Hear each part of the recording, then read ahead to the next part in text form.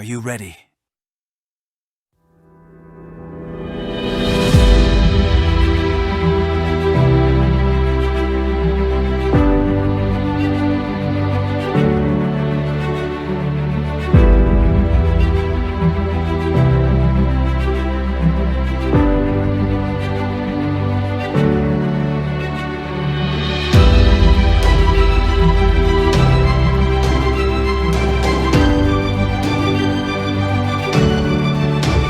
All right, guys, Brian here, and we are starting out the brand new OTMC podcast. And we got a great guest in studio today, Miss Kendi Jean, and it's without the Velvet Smoke Show. Without the Velvet Smoke Show. I'm curious where that name came from. We'll get to that in a second.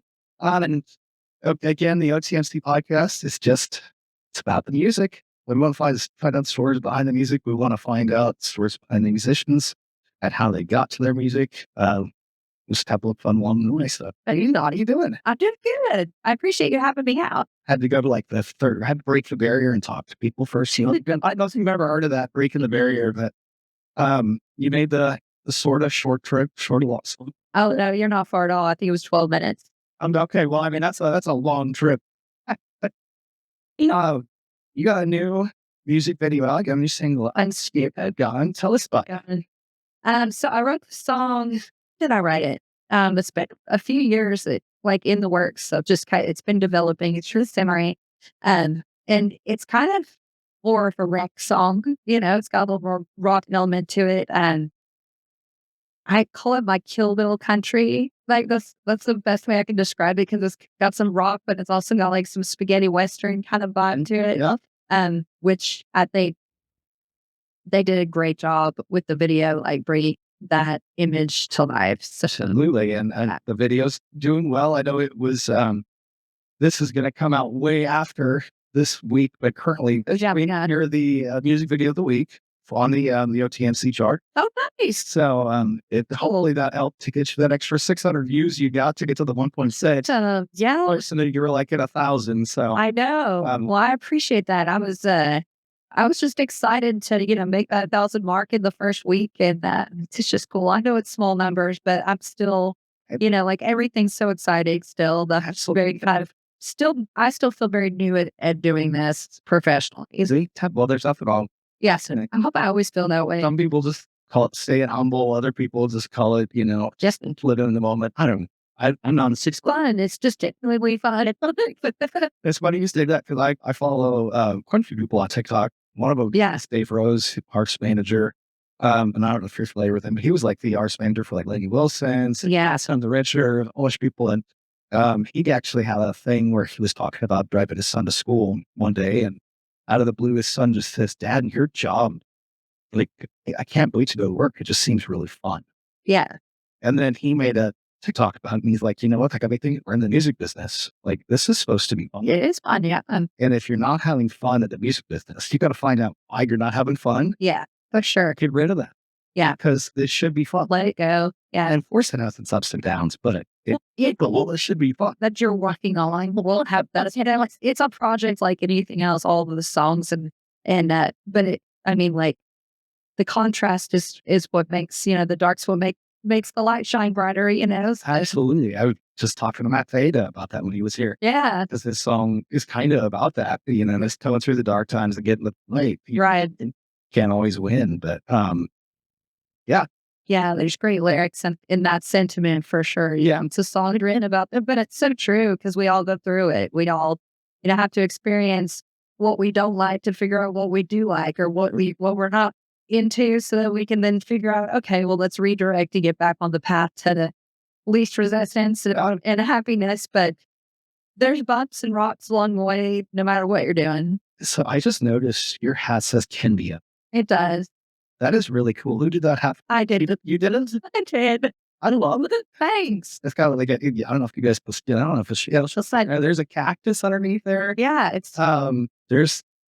So are you a bit of an artist, a bit of a drawer outside of just that? It's artsy fartsy and everything. I'm crafty and crazy. And your mom, not that matters, but like me, I was the dorky mom that used to make my kids lunches into like characters and stuff. I love it. I made their cheese sticks into like lightsabers, and That's awesome. That's amazing. it was really fun because my kids, two of them have really severe food allergies. So for a little while, I went back to school and got a degree in nutrition so I could help my first daughter who had really bad allergies, and that tied into a lot of her neurological stuff. So really, that was a really hard word to say. Was it? Neurological. I get So I had like this little mom's group blog for a little while, and we did fun things with the food so the kids would want to eat it. So we just ate them. it takes a community here. Yeah, and I mean, I'm just a nerd. Yep. I like milking things into more fun than they should be sometimes. Do you know Kyle Garrett from Texas Toast? So I do know. he actually kicked off the first Tiny Alpha sessions. Actually, I kind of got the idea of calling it Tiny Alpha sessions while he was here. Yeah. He was out doing like his radio tour, and he's like, "Hey, you're working to set this up kind of like a session." I was like, "Sessions? Yeah, that way. That's exactly what we're doing." Yeah, Stop shoveling. but he was like, "There's nothing about." Thought it was kind of cool when I was down like LJT. I got to really see it, where like the Dirty Roses and Yeah. Colby Cooper and stuff like that. They're very intense on stage. Yeah. You know what I mean? Yeah. And even Cole's very intense on stage. Yeah. Then they come off stage and they're total dorks. Oh, I mean, I think there was talk of Dungeons and Dragons being thrown around. we talk about this with our band all the times. And I'm slowly going to throw for Ryan in the past year, but my drummer, Ryan, we call him Uncle Gramps. And he has now changed his handle on Instagram to Uncle Gramps Drums or something like that. That's awesome.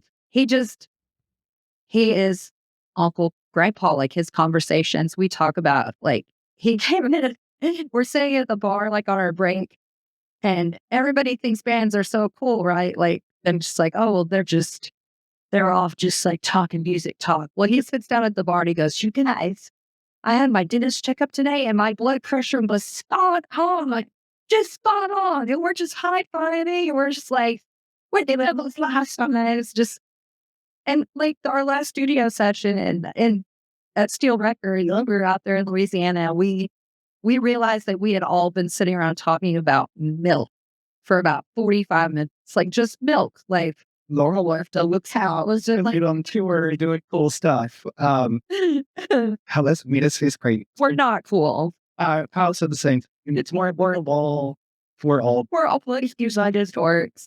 That's just that's who we are. Yeah. We're just happen to go to music. A sensitive breed too, like most of us musicians, it's That's that. not all just real quirky people. That's okay though. It is okay. I mean, that's what I'm sorry. So I was very used to their shit. Well, so you write most of your stuff, if not all. Yeah, and I've written all of my songs so far. I've had a couple of like collabs that I've been asked to do background vocals on or be a part of. But as far as my music that I've released, it's all been stuff that I've written. And then out in the wild blue young. Yeah. That's you and the Velvet Smoke Show, which is Yeah, my band. Kendi Jean, the Velvet Smoke. and Jen. When you're doing acoustic, sometimes it's you, and sometimes it's you and Kayla. Yeah, that's what I was thinking. Because actually, when I had her on this same thing, she's like, I come on sooner if you can book an acoustic show. I have a place to stay, but I will only, if it has to be a duo, I will only do it with one person. I love her. You. I was like, who's the one person just in case? Yeah, that's Kendi. And I was like, oh, okay. Does. We're not KJ. It's just Kendi Jean and Kendi Jean. Tell me a little bit about your writing style. I've talked to so many artists in the last 2 weeks, and I've learned there is no method to writing music. I was going to say, has anyone had a clear cut? No. Because it really is kind of fluid and it changes song to song. Like sometimes I get an inspiration for a lyric and I'm like, this lyric, this hook needs to be here. And I build the song around the hook, right? It's like, this makes sense or it's fun and it's a play on words and I love it. And then everything kind of falls into place around it. Maybe I'm strange, but because I come from a classical music background, there weren't any words in the music I wrote and created as a child. And I just got lost in piano. Like, that was the world just shut off around me. I was just in my own. It was like everything just, you see in the movies where there's like those scenes where everything melts away. That's what it felt like when I was playing piano. And I was like very into classics. Yeah. Because I got I got good at playing piano at a fairly young age. And then the theory kind of surpassed my talent level by until I was for the theory that Tried to get my wife to let me buy like a grand piano. Yeah. Here.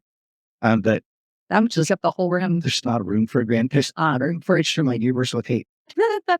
I just dropped from the ceiling Exactly. on a platform. And I don't mean to like get you off the story, but have you seen like the wedding when you want a grand piano at your wedding but you can't afford it? Oh, They have a grand piano like full, right? And it looks like a grand piano, and then your keyboard says it like your chord. oh, It says there is. and you're playing it, but it opens out and Yeah. it's just It's just the shell. it's just that's just a shell of a grand piano. Yeah, that's probably the bet. Yeah. Yeah. I have an uncle that plays just phenomenal piano, and he plays in churches, and Okay. they've done their own Christian music and things like that. But he grew up playing like jazz piano. He's just phenomenal. And so I have his old stand up. It's an upright brand, but it sounds beautiful. I painted it white, which makes him very not happy, but and he's like, I'll still buy it back from you. He likes to tease me, but it really is a beautiful piano. And that's gone with me, since I was a child. But like, I remember being grounded. I can't remember what I did. I was sassy. One moment I had sassed each other a lot, but I got in trouble the most. Never pictured you a sassy person. Never. Really, I can be, but I'm not all the time. That's like, once I get there though, it's like, gloves are off, Right. But I was in trouble for something I had done wrong, but I was grounded for like life. I was like life without parole, but I was like, fine, well, I won't run away if you move my piano into my room. And like, you just remember, it was the best 3 months of my life. Like, all I did was play piano, and I wrote my own, like, I composed my own music. And at the time, I was in the TCU prep program. So we had some pretty major recitals, and I got to perform some of the stuff that I had written. And I had huge stage fright. Really. That was something I had to overcome to be able to do this now. So Grace, when did all this start? When did this fall, honestly, for those who don't know, I don't say what your real name is, but Kendi Jean is not your real name. I mean, it's sort of exactly. I'd be like, my name's Kendra. And growing up, up until second grade, I went by Kendi. This really my family, like my brother, my parents called me Kendi, and my cousins called me Kendi. And then I was just too grown for it. I was in a junior trial. What's Kendra. I'm so It's so sophisticated. And yeah, I'm an adult now. I didn't have that problem. I was just Brian. just Brian. I had the worst initials you could ever have. And I'm through. I mean, the worst initials you could have going through middle school, high school. Call me. My middle name is James. Yes. So the first two are BJ. Yes. And then my last name is Sprague. So my first and last is BS. So I was either a BJ or a BS. Wow. Yeah. It's fun though. You can play around with people with that. Like, so your music, does it start on the piano still? Do you still have the piano and lose your stuff? Or I do, but just in my, like, I really lost being able to even read music. It would take me a while I can do it, but I can't just sit down and flow, like reading music. And I can't jam. Like, I feel like the keyboard player from, the, Jack Black. Oh, yeah, you're gonna be like, it's like I can't get out of like classical. Everything's like thread. I should just jam. Like my fingers can go 10 miles an hour, and like I can't sit down and like lose myself in piano in that way, like I can with guitar. Like guitar, I hear it and I can move things, chords and stuff around, and I'm working on. And that's interesting you say that, because we were talking before, and I taught myself during COVID to play what I can play. Yeah. Which is like maybe 6 chords. Yes. Point. which You play a lot of songs with that. I know, and I do play a lot. Yeah. Years ago, we were talking about Chordify, which Yeah. I played over 1,800 songs. Oh, no. Which is crazy to think, and some of them I played well, some of them I didn't. Yeah. You know what I mean? Yeah. But I'm in that state of mind. That's good. Everything is in guardrails. I haven't figured out how to have that creative flow. Yeah. I can't see the note structure down that yet. Yeah. Like it's just not there. Well, So I mean, like I can say I struggle with that a little bit too. I'm not a lead player. Yeah. But I know where my chords are. But sometimes it takes a little bit of a little too long to math in my head where each, like if I'm trying to actually like piece out sure. the actual notes of the chords that if I'm transposing or if I'm trying to invert a chord, I really have to think about, okay, well, where is B on this string? And, it's,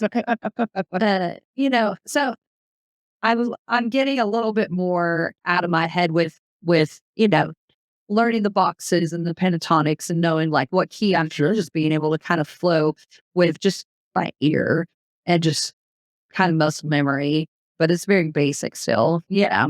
That's okay. Yeah. I mean, I heard you kind of just play around and I've learned through all the jams that I've been to. Yeah. That that you know enough to make some really cool noises on the guitar. Yeah. And you call it a cool trick and you call it faking it, but that's literally what soloing is. Yes. It really is. Yeah. A lot of it's a pentatonic scale. Yeah. You're just moving up and down at a certain scale. Yeah. But you just find a lick that you like and you know where to move it to. Exactly. It's getting super into the music. It starts in a root and so we're out to come back through. That's really what it is. My tricks is don't go back. Don't go leave it unfinished. I like to leave some songs hanging. And I was actually down in Fredericksburg on Friday. Jenny Dillard had her songwritership down there, and she was like, you've done that a couple times now. I was like, I'm doing that. She was like, I theory on is that you leave the chord hanging whenever your story's not complete, whenever the song doesn't. It's unresolved. It's unresolved. Yeah. And so is the chord structure. I'm like, I think that actually adds up. I think you're right there. It kind of makes sense. Yeah. Yeah. So what was your song before Smokin Gun that you hadn't put out? Because you kind of go back and forth like Texas country and Americana a little bit. I think so. More than they've all like miraculously made it into onto the Texas charts. So I'm happy that it's been well received. But I think I get pigeonholed in country by the people who are country, and I'm like, I'm really not. I mean, my name's Kendi Jean, but like when I sit down and write, it's all over the place. So the first two songs that I released were definitely country. So that I know why, and I know why it ended up being received as that because they were very just straight country songs. And I did that because they were slam dunks. They were easy to market. The first one has a real tongue in cheek, like tagline. It was easy to come up with merch and it was a fun, lighthearted song. And when you pick up a guitar as a girl in Texas, like you want to be Miranda Lambert, and I was like, my silly, sassy Miranda Lambert on the style of practicing and dipping my toe into the songwriting and seeing what I can do with. There's nothing wrong with, and you can write songs all day long for yourself. I could write a song or two a day, but there's something to be said for writing music, with a purpose of having it be marketable and have it be something that you can, live off of, essentially. Like the first two, it was more of a concern at first than it is now, I will say, because I needed to build a brand. Yep. I needed to make a name for myself so that that people would want to listen to. I could sneak in the other stuff that was more me later, and sure. And it's also just an evolution of a songwriter. I don't think a lot of people that are listeners of music and concert goers, I don't think they quite understand everything that goes into the music business. No. So it's like you have to have that brand to get on the radio and to get onto these Spotify playlists, and you need the Spotify listeners to get booked. You want the resume recognition to get booked, but you also need to know somebody's cousin that married somebody's uncle to get into certain venues. It's true. It is so crazy. And then it's bizarre. Everything. I mean, and learning how to actually make money with. Well, yeah, that's the other thing. It's like I try to explain this to young artists that want to get in. I'm like, you're in for a trip because you're looking at Cody Johnson and Brand Lambert. Yeah, Zach Bryan. They have a publishing company. They have a tour manager. They have a manager. They have an army of people around them. An army helping them do everything you're going to have to do by yourself. You're going to have to be a social media man. You're going to have to be a business person. You're going to have to be a merchandising expert. You're going to have to be all this stuff. Well, it's all the rest done before.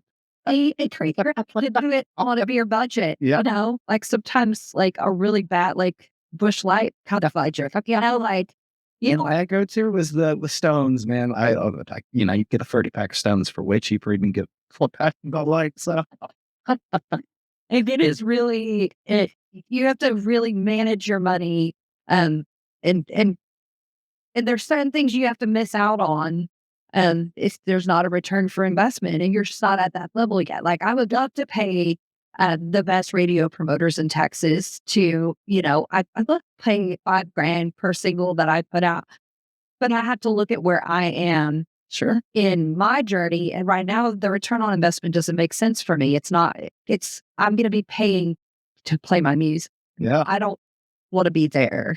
Yeah, no, that makes if I make just change right now. Total sense. That I eventually, if it makes sense, and I'm doing more ticketed events, and I'm, the beta is making, you're doing more festivals, and we're actually just like, which we have had a consistent growth pattern for the last 4 years. So it's not out of the question that I'll be there right now.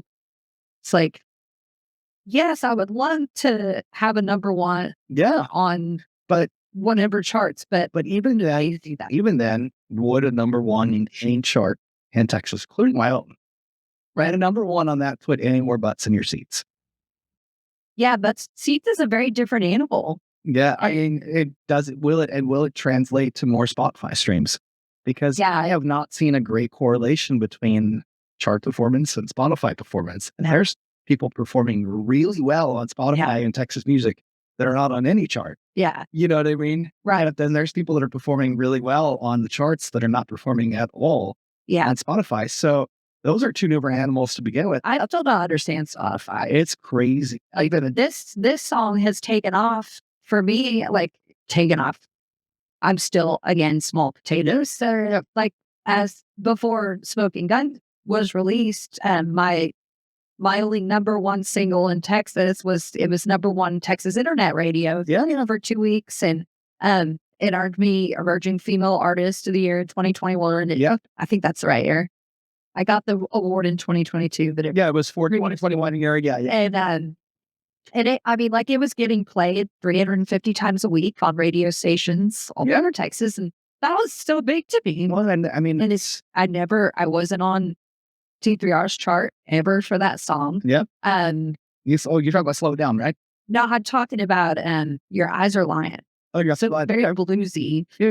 And I had 16,000 spins on Spotify, which is my highest so far. But my check was 101. My royalty check was like $100. Exactly. Exactly. And I'm not on every chart, but I'm number one on one, and I'm like number 60 or something on another one. Yeah, I don't. And then I don't get Spotify either because there's it's all over. You got like Matt Mason, who hasn't played a show in years. Yeah. You know what I mean? Yeah. And he's got 3 songs on there that have all paid him like $250,000 a piece. It's crazy. And I'm just like, how does that work? I don't know how this would work. I don't know. But this one, Smokin Gun. I love it, by the way. It is on Texas Country Day Radio. Of course. It's really... Actually, you were the first person to submit a song to the OTMC chart. You were. For some reason, I didn't have it set up right. I didn't get the album artwork until like 2 weeks later, but... Yeah, I know. And there was like, it didn't submit the first time, and I was like, I got some stinks to work out. I do my own website, so I know that it could just be one little button. Yeah, it was. So many pages. It was. You would think that it was. It was set up because it was, down the weeds. Yeah. We've got to figure it out. And actually, totally changed the system now. Yeah, but it's hard to know. The data's not consistent. So like you can like I run the analytics on some things, but I don't put all of my eggs in one basket. No, you can't. Like even the handle like I can run all my campaigns that I send out like through the website and things, and I see who opens them, and I'm doing like the clicks, and I know the rates, and I know like Smoking Guns got over 14,000 spins on Spotify. Yes, that's great. That is great, but I don't know if that's going to fall off. I like all my. Are you a discovery mode on Spotify? I don't know. I think so. You need to make sure you're in discovery mode because that'll boost your spins. It'll put you out in front of more people. You do know that. Yeah. I went through all their checklists. They have the Spotify behind the scenes, like for the artist, Spotify artist app. So I feel like we could go down a whole rabbit hole on Spotify and music distribution, all that. I know. And then and some days I'll just be going, why am I worried about Spotify? Like they don't pay any percent. And like, what is that? Like 0 3 cents. They think the number one search engine. And it is. So why am I not concentrating more on that? But there's so many things to like. Yeah. It's like, look over here. Look over here. Well, and many people going at the same. Last week threw a wrench in everything, and I'll talk to you more about that after the podcast. Oh, so yeah. You basically put an entire industry out of business with the way they restructured the website searches. So it'll be a good thing for the consumer. That's a horrible thing for people with existing websites and things like that. Oh, really? Relearned everything. But SEO's that? SEO's gone. Okay. According to Google, it's gone. They're using all AI search now. They're trying to so all the dull, basic, unoriginal websites are going to be like unfindable. Any of like the recipe websites, anything with excessive ads, all that stuff they're looking for original content, original video content. That's interesting. They're looking for, clean websites without a bunch of pop-ups and things like that. Yeah. Because AI is the one doing all the searching. So, and the other thing is if you're using quotes from other people's stuff, it has to be clearly put on there through your source citations. Otherwise, you will get like blacklisted on Google's. Dang, like searching. It's crazy. AI doesn't mess around. I know, like no feeling. Well, where can I feel like this podcast was a little bit all over the place, but I enjoyed the heck out of it. Where can people find more info about you and your music? Yeah, it doesn't. You're just going to have to come to a show. I'm going to a show. And you had an album release up at another. I tell you, the album release is on July 27th at Love and War in Plano. And it's kind of fun. The album, it's not set in stone yet, but it may actually be called Love and War. So the album is a concept of kind of a juxtaposition of my writing style. We kind of got off on a tangent with writing styles. And I was going to make a point that some of my songs, because I grew up with music that didn't have lyrics, I love words. I'm a big words person, and I use a lot of them. People like hate my Facebook bust, and I like the flowery stuff. But there are some songs like Smoking Gun or like Your Eyes Are Lying where the lyrics were not the forefront of why I wrote the song. They're important. They have to match the mood of the song, but I really was going for a vibe or a total feel of like, this song makes me feel like I get that. Don't point your finger at me again. I'm like the swampy bluesy, Your Eyes Are Lying. It's got a vibe, and the words definitely match the vibe, but they weren't as important. But then I have other songs that it's all lyrics based. They're very folky. And so this album is going to be my first vinyl. So I'm excited. I'm excited for you. I'm going to be out there. The front half is all filming for you. You're going to have another filming crew. You're going to be all sorts of filming. Yes. It's going to be a lot of fun. We're just going to have a blast. But there's 4 songs that are super produced. It's all Steel Records produced. And then the backside is all just stripped out acoustic, kind of folky stuff. Love it. Fun. I know. Like shade again. I know the super produced sound that comes from Steel, so I'm excited. Yes. Yeah. So it's like somewhere in the middle of like Nashville and Texas. It is. Yeah. It is. And these I really took a departure from like anything I've done before in what I think's a good way. Be sure to, I'm not even sure when this is going to come out. That's okay. To have a little front loaded. Yeah, that's okay. When you see Kendi Jean's I podcast, know. make sure you stay tuned the rest of the week. Whole week, it'll be Kendi Jean week. Yeah, I know. And if you don't know the format, Mondays is when the podcast comes out. Wednesday and Friday is when the Tiny Alpha sessions hit YouTube and my website. Awesome. And Thursday and Saturday is when they hit the rest of social medias. Cool. And so you get basically Monday, Wednesday, Thursday, Friday, Saturday I love that. on all my social media channels. So thank you for putting this together. Get a week. And then you get copies. You get copies of all the stuff when I'm done promoting it. Yeah. For you to chop up and do whatever you want with. Very cool. Wave and an NC3. So if you, as an artist out there, want to schedule your own Tiny Alpha session, just shoot me an email to admin@txcountrymusic.net.